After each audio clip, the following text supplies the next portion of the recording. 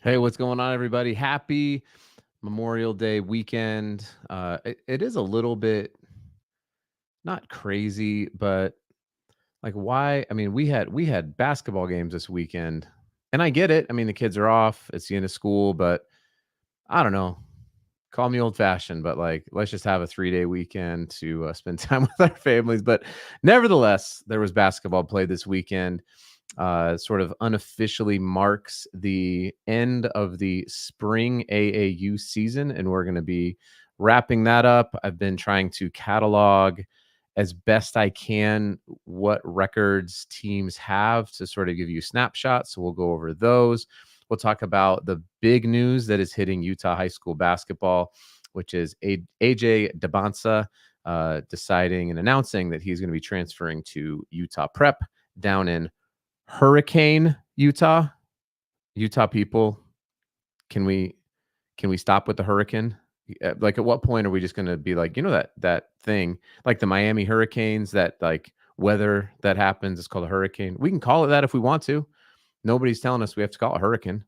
Anyway, they are taking over the Diamond Ranch Academy, and AJ is going to be joining up with JJ Mandequit, Anthony Falessi, and I'm sure a whole host of other folks down there. So it's going to be who knows, right? It could be the best team. We're going to talk a little bit about that.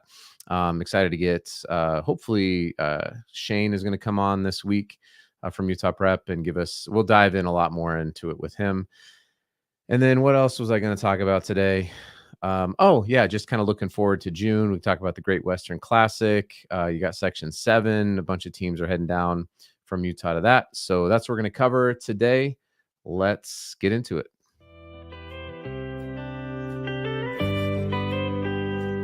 This is the Utah High School Hoops Podcast, your source for sometimes informative, but always entertaining coverage of the Utah high school hoop scene. With your host, Adam Peak.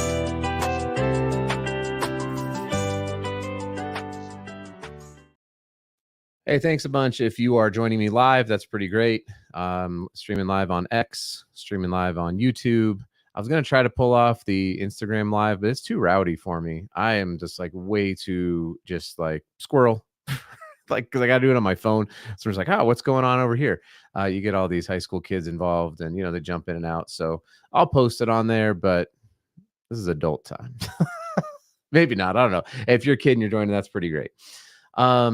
So like I said in the intro, we're going to cover just kind of a quick run around on how teams wrapped up. This is the best information that I can get. And I know I've said this a bunch of times, but I just want to continue to reiterate. I'm only talking about these teams because I can go to a website and find their scores and records. I'm not saying that like these are the only teams that are worthwhile in the state of Utah, that like if you're not on one of these teams, you're not good or anything like that. There's nothing. This is just simply me being lazy, but also trying to kind of give you a picture of how teams are doing based on, on various circuits. I just picked teams that are on a shoe circuit because that's where I can go get scores. I know that some of you, I'll be jumping in on kind of who's playing well. I appreciate mostly teammates jumping in. I think there is a little bit of collusion going on Instagram, but teammates shouting each other out. I'm here for it. So we're going to talk about some guys who really played well this weekend. So let me pull this up. This is my Excel spreadsheet because that's how my brain works. So we've got red is 17s, green is 16s, and yellow is 15s. And this is the best that, like I said, this is the best that I can do. So we've got out, I will say that the B-Will teams, actually all the Utah teams, for the most part, did exceptionally well down on the Puma circuit down in Phoenix this particular weekend. This like just wrapped up yesterday. So B Will played really well. I know some of the guys jumped in on Instagram. Tangus, Colin Hansen, Peter. Who else? I forget. Let me see. Anyone else here? No one else got shouted out, I don't think. Yeah, sorry, no one else got shouted out there on Instagram, but B Will had a really really solid weekend down there. So let's see. So the 16s had two teams, a 15 or 15, 16, 15 and 17s each have one. As you can see here, the 15s are finished the spring at 500. The 16 gold team is at 11-5, and I think it's the top. I need to get this cleared up with Matt Reynolds over at Puma, but I think it's like the top 150 of the teams play in like the next pro tournament, and the top 16 play in the Pro 16 against the Pro 16 teams. I got to figure out all these details, but that'll be for another day. But 11-5 is a great record, and then 7-9 here for the 17s. Team Utah continues to really play well. They don't have a team under 500. So the red 15s are at 8-8, 16s are at 9-7, 17s had a 4-0 weekend, and they came in at 10-6. Team Utah black 15s are 12-4, 16s are 13-3, and the 17s are 14-2. I will say on the 17s, he got a shout out to on IG, but more importantly than my dumb Instagram page, Albert, Philippe, and I apologize, my guy. We're gonna have to go through. I want to pronounce your name correctly, Albert, but AP has been turning heads. I mean, like national level recruits, D1 coaches. If you haven't seen Albert play, do yourself a favor if you can. Watch him. He is a tremendous athlete. He's a very very heady basketball player. Plays the game well, defends multiple positions. It's not surprising that both himself and JJ Apathjang, which I thought was funny because at one point I had to reach out to whoever runs the Puma social media because it was like, learn the name. And it said like JJ Apathjang. And I was like, that's a tough one, guys. You can't just say learn the name and then spell the dude's name wrong. But they fixed it, to their credit. They fixed it. Both those guys, the whole team is playing really well. And we, I expect to see Guystone Kasinga back. I think he said he's going to be back playing for Utah Prep at Section 7. He had a knee injury, but it sounds like it wasn't super serious. Okay, let's keep going. Legacy 16s had a 3-1 weekend. They're at 5-7. 17s are 2-10. If you missed it, the Solomon King here lives in this house right up there. He had a pretty nasty in-game windmill that was it actually ended the game. The refs just called. There's 4 minutes left. They were up by like 40, and the refs just said, "Okay, we're done." Maybe that was a rule. I'm not sure.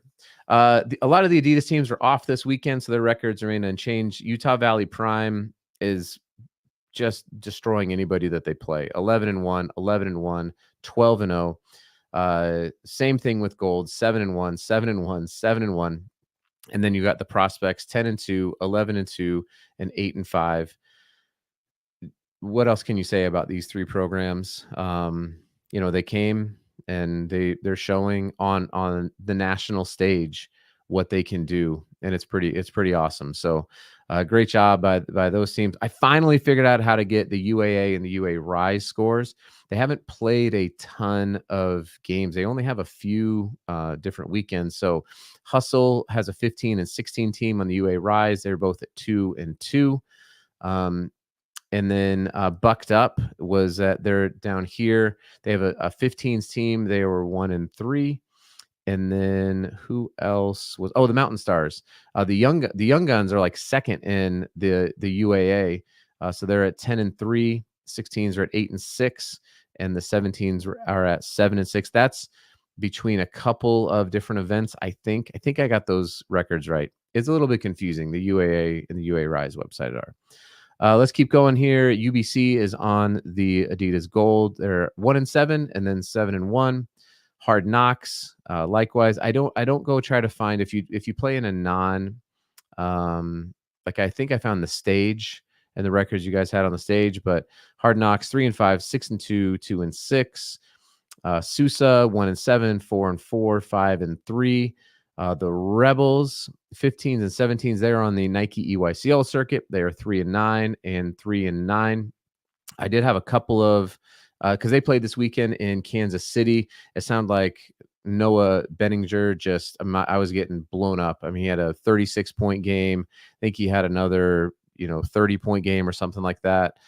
He played exceptionally well. And then a couple of 15s. Let's see here. I think it was. Hang on. I got him somewhere.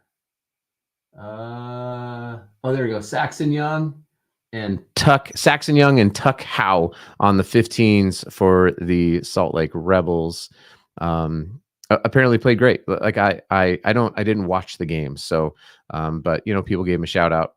And then Next Level Basketball, I'm excited to get Jalen Moore on the podcast because they're another team that they play a really great brand of basketball. They have kids from Utah, Idaho, and Colorado. So 5-7, 9-7, 10-6. All right. So that's a little bit of a recap of where everyone's at. I hope that wasn't too boring. I hope it's like mildly informative. That would be great. I wonder, are there any? No. Okay. So that's kind of, now I know that there's teams like the Salt Lake Bandits. They played up at, I think it was at a Congo event.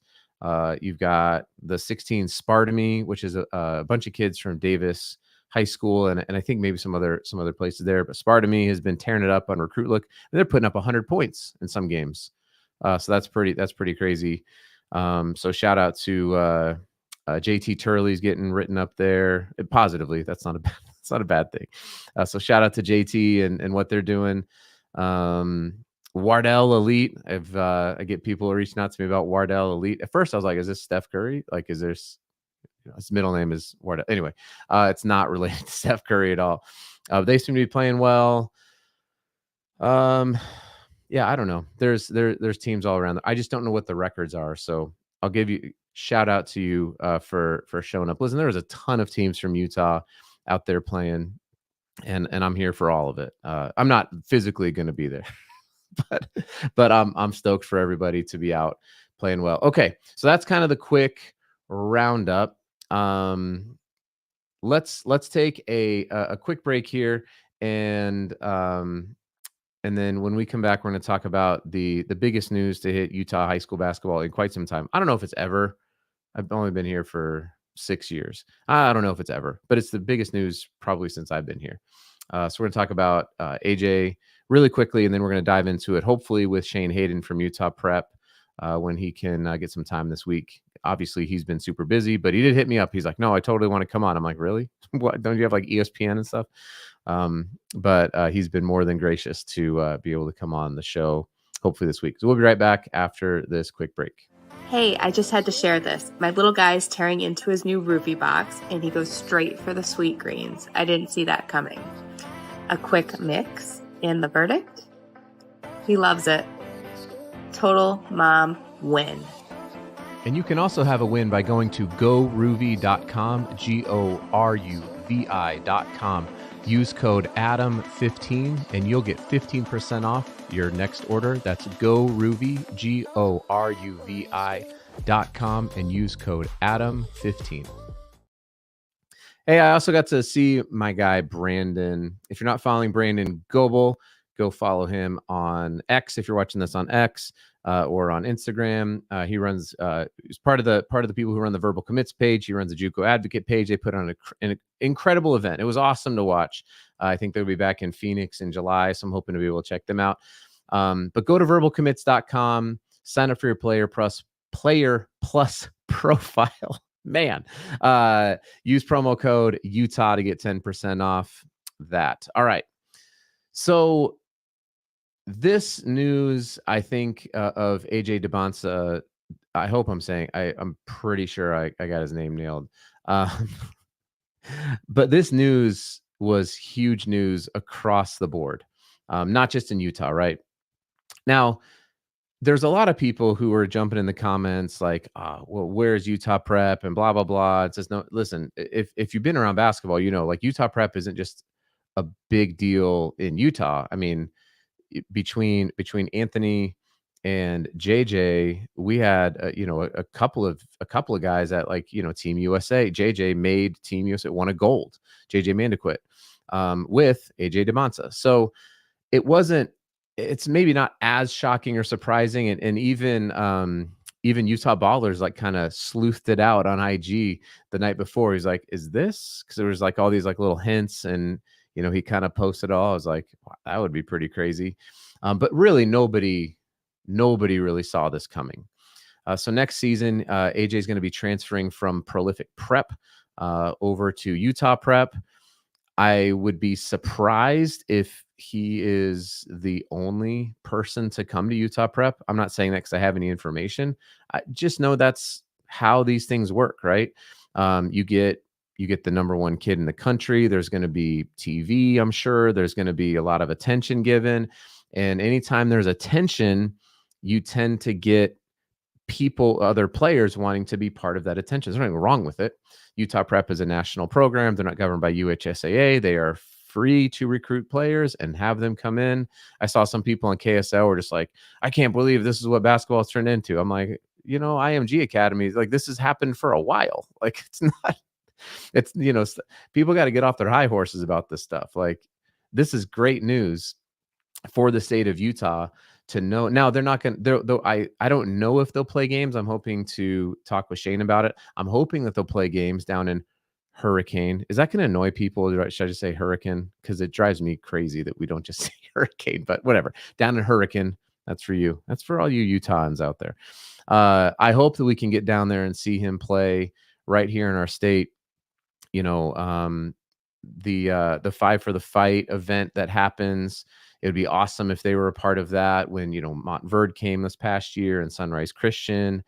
Trying to think of who else has been out here for that. There's been a ton of teams. It's been great. I would love to see Utah Prep in that.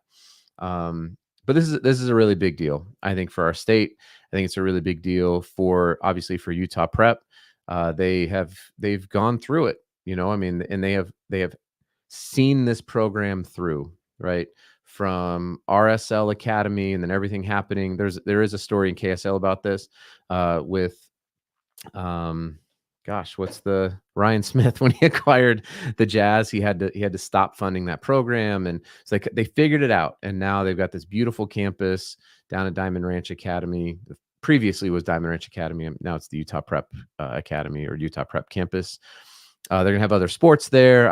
I've heard they're going to have a couple of basketball teams. I think they're going to have a guys team, a girls team. I heard talk about maybe a golf team. So it's exciting. I don't know. I'm excited. I'm excited to see what they can do down there. And in light of everything else, which I've talked about at length on this podcast about the status of F1 students and whether or not they can compete in UHSAA.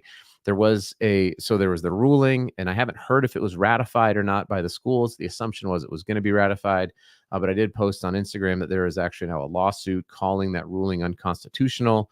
And so we'll see if it actually holds up or not. I am not a lawyer. I will not speculate on whether or not it's unconstitutional or what's going to happen, but there are people who are fighting for F1 students and saying that they should be able to freely and fully participate in the entire high school experience. You've heard me talk about this a lot. I fully agree with it. However, if that ruling sticks, it'll be interesting to see if some of these prep schools from Wasatch or Utah Prep, those are the first two that come to mind from a basketball perspective. We'll see if they end up picking up, some of these guys or not. I have no idea, but I'm really excited. I'm excited to see AJ. I'm excited to see the attention that's going to be coming and all of that. Speaking of getting attention, we have the month of June is coming up. I didn't know this about the calendar, but there is a calendar to high school basketball. There is the preseason, there is the regular season, then there is the state playoffs, and then there is spring AAU, and then there is June high school ball, and then there is July AAU, and then there's like August. And then it's like right back to basketball. So we're going in here to June, and the Great Western Classic continues to bring. I'm so stoked for this event. I think Tim Davis does a tremendous job with it. I got to go to some of the Judge games last year when AJ was playing for Judge, and we just seem to be getting more and more teams. There's more and more attention, right? Like a guy like AJ Dybantsa makes the decision to come to Utah, and everyone's like, "What's up with Utah?" And you start to realize the Utah prospects won 3 SSB at 17U last year. Like, we've got guys, we've got players. It's the number one professional sport here. And there's not very many states that can say that, but Utah can say that. And so I think that there is this movement of inertia positively towards Utah. And I hope I'm excited to see the level of teams that come here for the Great Western Classic. I know some media people who have reached out to me. They're going to be traveling here to cover the event. If you're not following Frank Burleson, you should. He is tremendous at covering high school basketball. He hit me up and said he was going to be here. So we've got that coming here, and then there's got to be, I should have written down the list, but there's got to be at least, I don't know, 15, 10, maybe 10, 15 teams from the state of Utah, high school teams that are going to Section 7 in Phoenix. I have not been to this event, and sadly, I won't be there this year, but I've heard it's incredible, right? It's in this big, giant football field that gets converted. Is it the one in Glendale? I'm pretty sure gets converted into just a ton of basketball courts, and it's got to be just an incredible environment for basketball. I know last year, I remember Dean Ruckert from Timpview finished his freshman year. Some people knew about him, but he went out and torched the nets at that event and really got on the national scene, got some national rankings. And, Utah Prep's going to be there. I'm not sure, given if there's any USA basketball commitments. So I don't know if like AJ and JJ will be playing for Utah Prep or not. I'm going to ask Shane when I can get him on. But that's always a great event. So, be following these schools, follow their pages on Instagram, follow the players. I truthfully, if we can have just like a moment here, I kind of hate Instagram. I really do. I know, like, I post a ton of stuff, and it probably drives my son crazy because it's like a thing with kids where they don't post things, and I don't consume them. Like, I don't scroll through Instagram because it drives me nuts. It's not how my brain works. So I don't like it. And I don't really like posting on it, but I do know that it's a platform for kids to get their clips out, so I'll go to games and I'll just take clips of the games that I can go to, right? And yes, of course, I'm going to post about my son when he does awesome stuff, but I hope you've noticed, like, I'm down to share about anybody who's doing great, because that's, if you don't know this, my background is I was a pastor for, I don't know, 15, 16 years.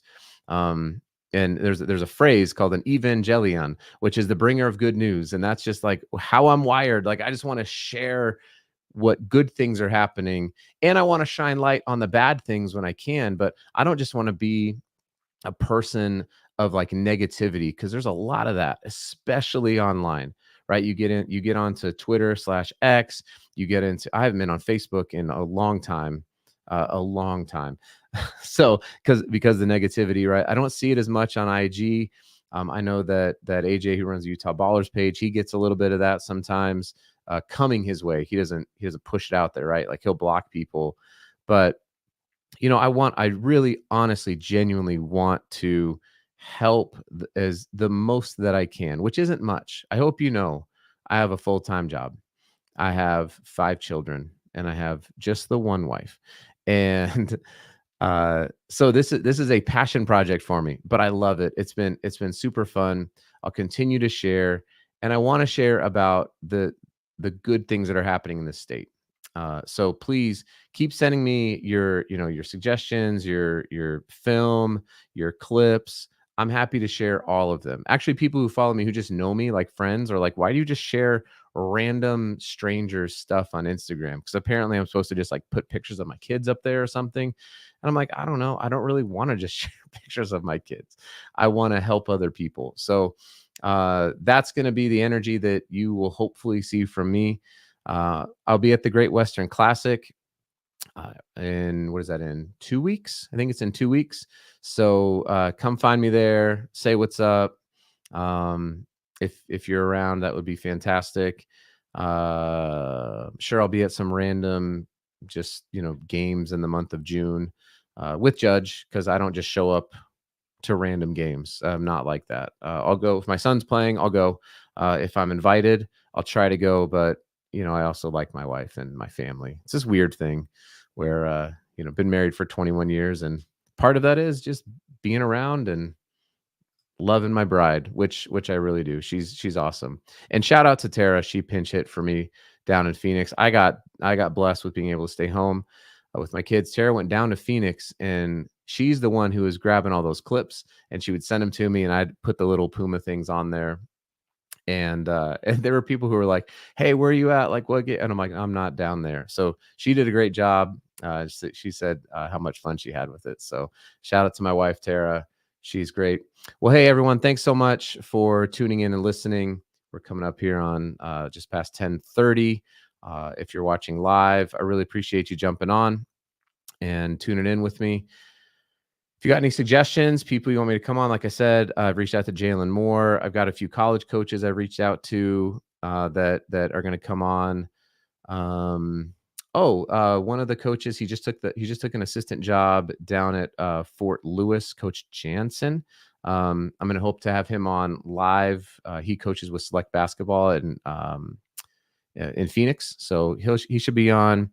Shane from Utah Prep, we've got lined up, and then just anybody else. I don't like these solo podcasts. I would really prefer to just talk to people. You would probably prefer it as well. So that's it. Hopefully the NBA finals are a little bit more exciting than dual sweep. We'll see if the Mavericks can pull it off tomorrow night over the Timberwolves, but who knows? Crazier things have happened. That's all I got. Everyone, please, if you're a podcast listener, like, share, subscribe the Utah High School Hoops podcast, or you can go to utahbasketball.net, put in your email address. It's free. I don't charge for that. And you just get alerted when these podcasts go up. Hey, thanks everyone for your support, and we'll talk to you later.